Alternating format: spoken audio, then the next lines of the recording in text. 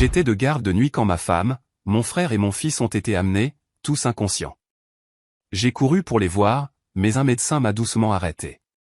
Vous ne pouvez pas les voir pour l'instant, dit-il, la voix tremblante. J'ai demandé, pourquoi? Le médecin a baissé les yeux et a murmuré, la police vous expliquera tout dès son arrivée. Chapitre 1. Un minuit brisé. Les lumières de l'hôpital semblaient toujours grésiller plus fort à 2 heures du matin. Peut-être était-ce le silence des couloirs. Peut-être était-ce le poids de la fatigue qui pesait sur ma colonne vertébrale après 8 heures au service des urgences. Ou peut-être était-ce le fait que les gardes de nuit amenaient toujours les pires souffrances. Mais rien, absolument rien, ne m'avait préparé à ce qui est passé par l'interphone. Docteur Adam Carter, veuillez vous présenter immédiatement au box d'urgence 3. Code rouge, victime multiple. Ambulance en approche, arrivée estimée dans 2 minutes. J'étais à mi-chemin de la mise à jour du dossier d'un patient quand je l'ai entendu. J'ai lâché mon stylo et j'ai sprinté dans le couloir, ma blouse blanche flottant derrière moi. Quand j'ai atteint le box de traumatologie, les infirmières s'activaient déjà. Les secouristes ont fait irruption par les portes coulissantes avec 3 brancards. 3 corps, chacun immobile, chacun terriblement familier. Je me suis figé en plein élan. Non, ce n'est pas en train d'arriver. Le premier brancard, ma femme, Emma, ses cheveux blonds emmêlés et pleins de sang. Le deuxième, mon jeune frère, Caleb, le visage contusionné, une profonde entaille sur la tempe. Et le troisième, mon fils. Ben. Mes genoux ont failli flancher. Ben, ai-je crié, me précipitant en avant. Mais avant que je puisse les atteindre, une main a attrapé mon épaule. Ferme, douce, intentionnelle. C'était le docteur Reyes, le médecin de garde. Vous ne pouvez pas entrer là-dedans, dit-il à voix basse. Je l'ai dévisagé, les yeux fous, le souffle court. C'est ma famille, dis-je d'une voix rauque. Ma femme, mon frère, mon fils. Laissez-moi passer. Le docteur Reyes n'a pas bougé. Il a regardé autour de lui 1 fois, 2 fois, puis s'est penché et a murmuré, vous ne pouvez pas les voir pour l'instant. La police vous expliquera tout dès son arrivée. Mon monde a ralenti, s'est figé. Une sirène hurlait encore à l'extérieur. Les infirmières se déplaçaient dans un chaos maîtrisé. Mais pour moi, tout est devenu silencieux. Qu'est-ce que vous voulez dire, ai-je chuchoté. Pourquoi la police? Son regard n'a pas croisé le mien. Et c'est là que j'ai su que ce n'était pas un simple accident. Quelque chose n'allait vraiment, vraiment pas. Chapitre 2. Lien de sang et mensonge. La police est arrivée 20 minutes plus tard. 2 officiers, en civil, le visage de pierre. Pendant que mes collègues travaillaient frénétiquement pour stabiliser Emma, Caleb et Ben, je suis resté figé près du poste des infirmières, les bras croisés fermement, les jointures blanches, l'esprit en vrille. On ne m'avait pas laissé entrer dans la salle de traumatologie. Pas même un aperçu, pas même un mot sur l'état de mon fils. Ben est fort, me suis-je murmuré. Il n'a que 16 ans. Il va s'en sortir. Mais mes tripes criaient plus fort que mes pensées. Et la façon dont le docteur Reyes m'avait regardé, ce regard baissé, cette bouche serrée, cette hésitation délibérée, ressemblait moins à de l'inquiétude médicale qu'à de la culpabilité. Finalement, l'officier Daniel s'est approché de moi, son carnet déjà sorti, ses yeux indéchiffrables. « Docteur Carter, dit-il formellement. Nous aimerions vous parler en privé. » Là-dedans, ai-je fait signe, les menant dans la salle de pause. J'ai fermé la porte derrière nous. Qu'est-ce qui s'est passé, ai-je exigé. Il a échangé un regard avec son partenaire, puis a lentement commencé. Plus tôt cette nuit, vers 1h15 du matin, le véhicule de votre femme, immatriculé au nom d'Emma Carter, a été retrouvé encastré dans une glissière de sécurité sur la route départementale 7. Mon souffle s'est coupé. C'est à 20 minutes de chez nous. Il a hoché la tête. Oui. Les airbags se sont déployés. Les 3 passagers ont été retrouvés inconscients à l'intérieur. Votre fil était sur la banquette arrière. Je me suis penché en avant. Qui conduisait? Encore ce regard entre les officiers. Daniels a hésité. Nous sommes encore en train de le déterminer. Il y avait des preuves suggérant que votre frère était peut-être au volant. Quel genre de preuves? Il n'avait aucune marque de ceinture de sécurité. Les airbags avant ne se sont déployés que du côté passager. De plus, il a fait une pause, il y avait des bouteilles de vin ouvertes dans le véhicule, plusieurs verres, et une carte clé d'hôtel coincée entre les sièges avant. Je ne comprenais pas, il buvait? Oui. J'ai cligné des yeux. Non, Caleb ne buvait pas. Il n'avait pas touché d'alcool depuis son arrestation pour conduite en état d'ivresse il y a 5 ans. Et Emma, elle y touchait à peine. Et qu'est-ce que Ben faisait dans la voiture à cette heure-là, surtout avec eux? Ma voix s'est brisée. Pourquoi? Pourquoi ma femme serait-elle dans une voiture avec mon frère et notre fils, seule la nuit sur une route de campagne avec du vin? Daniels n'a pas répondu. Au lieu de cela, il a sorti quelque chose de sa veste. Un petit sac en plastique transparent. À l'intérieur se trouvait un téléphone portable. Celui d'Emma. Il n'était pas verrouillé quand nous l'avons récupéré, a-t-il dit. Je vais vous montrer quelque chose, docteur Carter. Mais j'ai besoin que vous vous prépariez. Il a ouvert le téléphone et a tapé sur la galerie de photos. Mon cœur battait la chamade. Il a levé l'écran. C'était un selfie. Emma devant le miroir d'un hôtel, ne portant rien d'autre qu'un peignoir.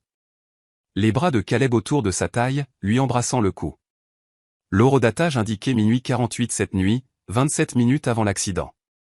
J'ai reculé d'un pas en titubant. Le mur m'a rattrapé. Non, ai-je murmuré. Non, non, il n'aurait pas fait ça. La voix de l'officier était basse. Je suis désolé. Mes jambes ont presque cédé. Ce n'était pas une liaison avec un collègue. Ce n'était pas une aventure secrète en ligne. C'était ma femme et mon frère, et ils avaient emmené mon fils dans la voiture. Peut-être qu'il avait découvert. Peut-être qu'il les avait surpris. Peut-être. L'officier a posé une main ferme sur mon épaule. Il y a plus, a-t-il dit doucement. Mais je n'écoutais pas. La photo me brûlait la rétine, et tout ce à quoi je pouvais penser était, depuis combien de temps est-ce que je dormais à côté d'une femme capable de faire une chose pareille? Chapitre 3. Ce dont mon fils se souvenait. Le couloir des soins intensifs était silencieux. Ben avait été stabilisé et déplacé dans une chambre privée tandis qu'Emma et Caleb restaient dans un état critique et sous sédatif. Je n'avais vu ni l'un ni l'autre. Non pas que j'en ai eu envie. Chaque seconde où ils étaient inconscients me semblait être une étrange miséricorde. Si je devais les regarder dans les yeux, je ne savais pas ce que je dirais ou ferais. Mais Ben, mon fils, était réveillé. Une infirmière m'a trouvé faisant les 100 pas juste à l'extérieur de l'aile de traumatologie. Docteur Carter, il est conscient. Il demande à vous voir. Mon cœur a fait un bond tout en se serrant. J'ai poussé doucement la porte et suis entré. Il était là, pâle, les lèvres gercées, un bandage au-dessus de son sourcil gauche. Mais ses yeux, c'étaient toujours les yeux de mon garçon, alertes, intelligents, brûlant d'une chose qu'il ne savait pas comment exprimer. Papa, a-t-il dit d'une voix rauque. Je me suis précipité à ses côtés et j'ai saisi sa main. Je suis là, Ben. Je suis là, fiston. Tu vas bien maintenant? Il a regardé autour de la pièce comme s'il essayait encore de se convaincre que ce n'était pas un cauchemar. Qu'est-ce qui s'est passé? Pourquoi je suis ici? Je ne voulais pas le submerger, mais je devais savoir. Tu as eu un accident de voiture, dis-je prudemment. Avec ta mère et Caleb. Ses yeux se sont plissés. Je me souviens. Sa voix s'est éteinte, ses lèvres tressaillant alors que des fragments lui revenaient. On roulait. Je criais. Sur quoi criais-tu? Ai-je demandé, doucement mais fermement. Il a cligné des yeux. Il s'embrassait sur le siège avant. Je l'ai vu. Mon estomac s'est noué. Il a continué, sa voix tremblant maintenant. On était censé rentrer à la maison. Maman m'a dit qu'on allait juste chercher quelque chose chez oncle Caleb, mais ensuite ils se sont arrêtés à un motel. Elle m'a laissé sur la banquette arrière pendant presque 1 heure. Je pensais qu'elle lui parlait ou quelque chose comme ça. Il a détourné le regard, honteux. Je suis sorti. Je suis allé regarder par la fenêtre. Ils étaient au lit. J'ai fermé les yeux. La fureur, le dégoût, le chagrin. Tout bouillonnait dans ma poitrine. Je les ai confrontés, a poursuivi Ben. J'ai hurlé, crié, je lui ai dit qu'elle était dégoûtante. Elle a ri, disant que je ne comprenais pas l'amour des adultes. Caleb a essayé de me calmer, mais je lui ai dit de se taire. Je lui ai dit qu'il n'était plus mon oncle. La mâchoire de Ben tremblait. Elle a dit qu'on devait en parler en famille. Elle m'a forcé à remonter dans la voiture. Elle a dit qu'elle était désolée que je l'ai découvert de cette façon. Puis ils ont commencé à boire. J'étais à l'arrière en train de pleurer et eux, ils buvaient et parlaient comme si je n'étais même pas là. Il déglutit difficilement. Je l'ai supplié d'arrêter de conduire. Elle n'a pas voulu écouter. Caleb a dit qu'il conduirait, mais elle a ri et a dit « On est tous en vrac ce soir. Autant y aller à fond. » La dernière chose dont je me souviens, ce sont les phares. Quelque chose qui arrivait vite. Puis plus rien. Je suis resté assis là, dans un silence stupéfait. Non seulement ils m'avaient trahi, mais ils avaient entraîné mon fils dans leur fantasme tordu et alcoolisé. Ils avaient mis sa vie en danger, brisé son innocence, puis essayé de faire comme si c'était une affaire de famille à régler autour d'une bouteille de vin. Non, pas cette fois. Ce n'était pas juste de l'infidélité. C'était de la maltraitance. C'était une mise en danger de la vie d'autrui. Cela allait se terminer dans des salles d'audience, avec des réputations ruinées et des peines de prison. Je me suis levé lentement, écartant les cheveux de Ben de son front. « Tu es en sécurité maintenant », lui ai-je dit. Puis je suis sorti de la chambre. Le feu dans la poitrine, imbu dans ma démarche. J'avais la vérité. J'avais des preuves. Et je n'avais plus rien à perdre. Chapitre 4. L'heure des comptes commence. Le lendemain matin, je n'étais plus seulement un mari en deuil et un frère trahi. J'étais un homme en mission. J'avais le témoignage de Ben.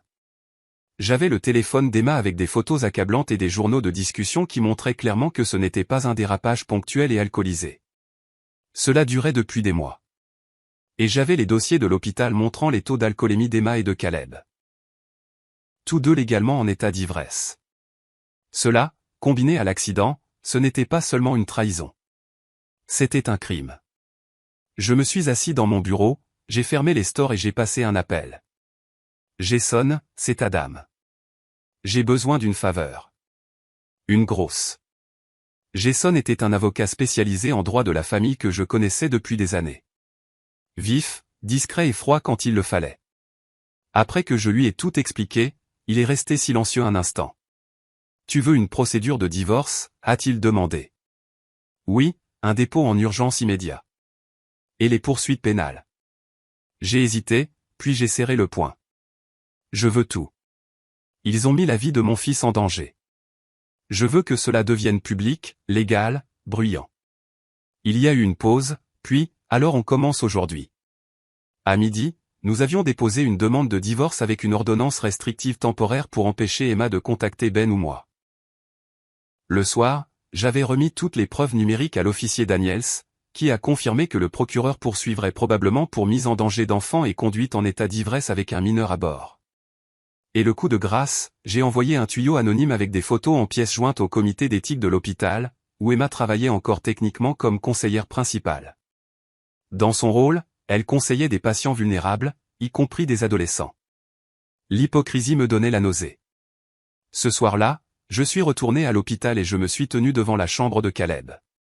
Il était toujours inconscient, un enchevêtrement de perfusion et de machines qui respiraient pour lui. Je l'ai regardé longuement à travers la vitre.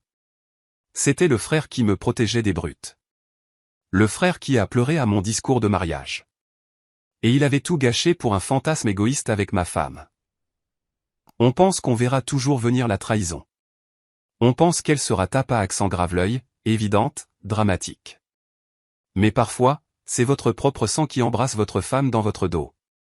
Plus tard dans la nuit, j'ai reçu un appel de l'ami d'Emma, Lindsay. Adam, elle est réveillée. Elle panique. Elle a essayé de t'appeler. Elle est bloquée. Elle a dit qu'elle avait fait une erreur.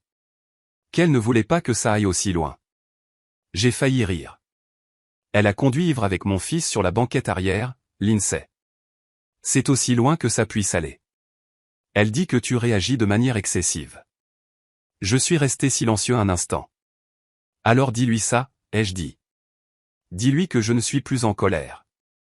Je suis concentré. Et j'ai raccroché. Parce que ce n'était plus une question de colère maintenant. C'était une question de responsabilité. Et quand j'en aurais fini, Emma et Caleb ne seraient pas seulement exposés. Ils seraient finis. Chapitre 5. L'effondrement de leur royaume. La semaine suivante, ce n'était plus seulement un scandale familial. C'était une nouvelle. Quelqu'un du comité d'éthique de l'hôpital avait fait fuiter le rapport. Peut-être une infirmière, peut-être un administrateur. Peu importait. Ce qui importait, c'est que les gros titres se sont répandus comme une traînée de poudre dans les médias locaux. Une conseillère familiale renommée suspendue sur fond d'allégations de conduite en état d'ivresse avec un mineur et de relations inappropriées avec le frère de son mari. Des photos du téléphone d'Emma. Des citations de la source anonyme. Des mentions de l'enquête policière en cours. Le public a dévoré chaque mot. Je me suis assis dans mon salon, la télé en sourdine, regardant le visage d'Emma défiler à l'écran, une vieille photo professionnelle à côté des mots, l'hypocrisie à son paroxysme. Les commentaires en ligne étaient brutaux. Comment quelqu'un qui conseille des adolescents peut-il conduire ivre avec un enfant dans la voiture? Si c'était un homme, il serait déjà en prison. Elle a de la chance que le gamin ait survécu. J'espère que le mari la poursuivra jusqu'à la ruiner. Et dans un fil de discussion privée sur Reddit que quelqu'un avait créé, des centaines de personnes discutaient de la trahison d'un conjoint et d'un frère. Internet ne l'a pas seulement exposée, il l'a mise en pièces. Pendant ce temps, l'entreprise de Caleb, une start-up technologique en plein essor où je l'avais autrefois aidé à développer son réseau, a tenu une conférence de presse. Le fondateur, un ami commun, a parlé clairement, nous prenons ces allégations très au sérieux. Monsieur Caleb Carter a été mis en congé pour une durée indéterminée en attendant l'enquête. Il n'avait pas le choix. Les actionnaires qualifiaient déjà cela de cauchemar en termes de relations publiques. Puis est venu le jour de la première audience au tribunal. Divorce, droit de garde, renouvellement de l'ordonnance restrictive et audience d'urgence pour la tutelle temporaire, tout en une seule séance. Emma se tenait dans la salle d'audience, pâle, le visage émacié sans maquillage, les yeux fuyants comme si elle cherchait quelqu'un, n'importe qui, pour la protéger. Caleb était toujours hospitalisé, donc il n'était pas là.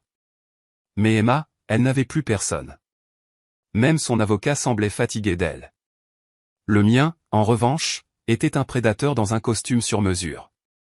Lorsque le juge a demandé si j'avais quelque chose à soumettre comme preuve, j'ai remis ce qui suit. Un disque dur contenant des photos et des vidéos du téléphone d'Emma. Une transcription imprimée des messages entre elle et Caleb, certains discutant de la manière de faire taire Ben. Le témoignage écrit et signé de Ben, approuvé par le psychologue du tribunal, décrivant la nuit de l'accident. Une liste de témoins. Un membre du personnel du motel, une infirmière qui a entendu Emma dire « Je pensais qu'il dormait à l'arrière », et une collègue d'Emma à qui elle s'était confiée sur son amour secret pour Caleb. Le juge a parcouru les dossiers en silence. Emma n'a pas pleuré. Elle a craqué. Ses mains tremblaient. Ses épaules se sont recroquevillées comme si elle essayait de disparaître. Et quand le juge a levé les yeux et a dit « Garde exclusive temporaire accordée au père », l'ordonnance restrictive complète contre Madame Carter est prolongée. L'examen d'urgence pour mise en danger d'enfant sera transmis au tribunal pénal. Emma a finalement murmuré « J'ai tout perdu, n'est-ce pas ?» Je ne l'ai même pas regardé. J'ai juste pris mon manteau, posé une main réconfortante sur l'épaule de Ben et j'ai dit « Non, tu l'as jeté. » Chapitre 6. Le dernier adieu. 3 mois s'étaient écoulés depuis l'audience. Caleb avait discrètement vendu ses parts dans l'entreprise et avait déménagé hors de l'État, humilié et rejeté à la fois par le monde de la tech et par notre famille élargie. Personne ne voulait être associé à lui. Pas après les tabloïds, pas après les textos divulgués, et surtout pas après les accusations. La licence de conseillère d'Emma a été officiellement révoquée après que le comité d'éthique a conclu son examen. Le tollé public, associé à sa conduite, a rendu toute réintégration impossible. Son nom a été définitivement retiré du registre. Elle avait perdu sa carrière, sa crédibilité, sa garde et le fantasme qu'elle s'était imaginé avec Caleb. J'étais à la maison avec Ben un samedi après-midi tranquille. Il s'était remis à dessiner dans son carnet, fredonnant pour lui-même. La lumière en lui était lentement revenue. C'est alors que mon téléphone a sonné. Numéro inconnu. J'ai failli ne pas décrocher, mais la curiosité l'a emporté. Allô? Il y eut un silence. Puis, Adam? C'était Emma. Sa voix était rauque, basse, comme si elle n'avait pas dormi correctement depuis des semaines. Je ne m'attendais pas à ce que tu répondes. Je n'ai rien dit. Je sais que tu me détestes probablement, a-t-elle poursuivi, la voix tremblante. Mais je voulais expliquer. J'ai laissé le silence s'installer, puis j'ai dit froidement, vas-y. Elle a inspiré profondément. Caleb et moi, ce n'était pas à propos de toi. C'était à propos de moi. Je me sentais piégé, je m'ennuyais, comme si la vie était devenue si routinière, et je me noyais.